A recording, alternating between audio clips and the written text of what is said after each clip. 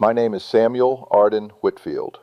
I was born on the 3rd day of April in the year 1837 in Botetourt County, Virginia, on 82 acres of river bottom land that my father had worked since before I could walk. I am 81 years old as I speak these words. I have seen enough of this world to know which parts of it deserve honesty and which parts deserve silence. What I am about to tell you belongs to the first category. The day I left home for the war, my father shook my hand. Not embraced me, shook my hand, like a man concluding a transaction. And for 20 years I believed that meant he did not love me. I was wrong. I know that now. But knowing it now and knowing it then are two entirely different things, and this story lives in the distance between them. But to understand what that handshake cost both of us, you must first understand the kind of man my father was and the kind of county we came from. Botetourt County in the years of my boyhood was a place of unhurried industry. The peaks of Otter rose to the east of us like something permanent and indifferent to human concern, and I suppose that is precisely what they were. My father, James Whitfield, was a man of medium height and extraordinary patience. He did not move quickly toward any decision.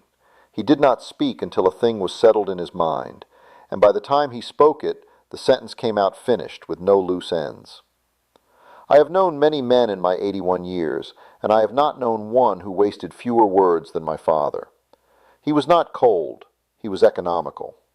There is a difference, though I required most of my life to fully appreciate it. We grew corn and kept cattle, 23 head at the peak of it, and ran a small saw operation along the creek in the autumn months when the timbermen came through. My mother, Eliza Whitfield, née Bowman, managed the household and 4 children, but the same quiet competence she managed everything. She was a woman who sang while she worked, low and to herself, as though the singing were simply another form of breathing. I can hear it still, that low, persistent melody with no particular beginning and no particular end. I have not heard anything like it in 60 years, and I doubt I will again. I was the eldest of the 4 children. There was a gravity that came with that position which I accepted without fully understanding it as a boy. My father relied on me in the way fathers rely on eldest sons, as a second set of hands first, and a second mind second. And this shaped me in ways I am still discovering.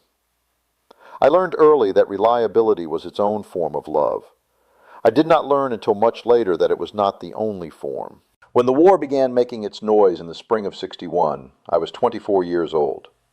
I had been working the farm alongside my father for 6 years since leaving the county school. I was a full strength and full conviction and the full stupidity of a young man who believes that history is something you step into rather than something that rolls over you whether you step or not. In Botetourt County, the feeling in those months was not simple. It was never simple along the valley. There were men who went quickly, and men who waited, and men who prayed the whole business would conclude before it reached their door. My father was among the latter, though he never said so in those words. I told him in July of 1861 that I intended to enlist. I had thought about it for 3 months, and I had arrived at the decision the way I arrived at most decisions in those years, alone, in the early morning, walking the fence line before the rest of the household was awake. I believed it was the right thing. I believed the war would be short. I believed I would return before the next full harvest. I was wrong on every count, but the believing was genuine, and I want you to understand that. My father listened to me in the way he listened to everything, without interruption, without visible reaction, his eyes on the middle distance.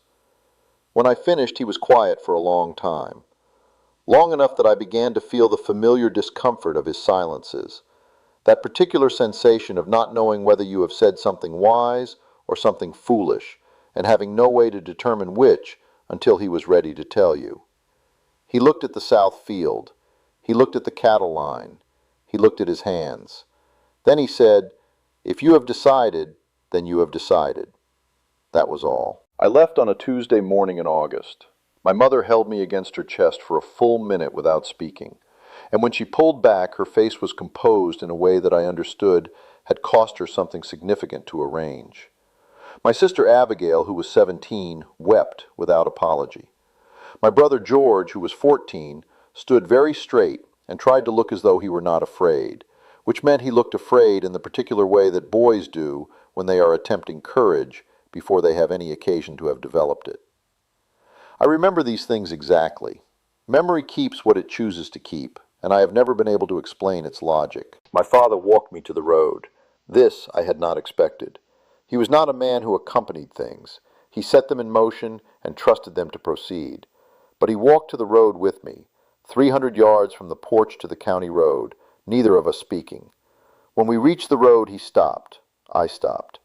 He looked at me for a moment in a way I do not have sufficient language to describe properly. A look that had several things inside it simultaneously, and none of them had a clean name. Then he put out his hand. I shook it. He turned and walked back toward the house without looking back. I stood at that road for perhaps a full minute. I did not know what I felt precisely. Something adjacent to disappointment, though I could not have named it as such at the time. I had wanted something larger from him, some declaration, some acknowledgment equal to the size of what I was walking toward. A man going to war should be sent off with words proportionate to the occasion. I believed this firmly. I walked south toward Fincastle, believing it still. I will tell you now, at 81 years of age, what I could not have told you at 24. That handshake was the most articulate thing my father ever said to me. It contained everything he could not arrange into words: his pride and his terror, and his absolute unwillingness to let me see the terror, because he believed that a father's fear made a son's courage smaller. He shook my hand because he was treating me as the man he needed me to be, rather than the boy he was losing. I did not understand this for 20 years. 20 years is a long time to misread a man's love. The war itself I will not describe in full. That is a different accounting for a different day. I will say only that it was nothing like what I had constructed in my imagination on that fence line in July of '61. It was longer and colder and more ordinary in its horror than any story I had heard made it seem. The dying was not heroic, and the living was not clean, and the men who came back were not the same geometry of person who had gone forward. I came back in the autumn of '65 with both arms and both legs, and a particular relationship to silence that I have never entirely lost. My father was 57 when I returned. He looked older, not broken, but spent, the way a tool looks when it has been worked past its expectation. The farm was standing. George had kept it through 4 years with my mother and Abigail, and a determination I still admire. My father met me in the yard. He looked at me for a long time. He put his hand on my shoulder and gripped it once, briefly, and then he said, "Come in and eat." That was all. I went in and ate. We worked together for 9 more years before he died in the winter of '74. In those 9 years, we spoke more freely than we had in all the years before the war combined.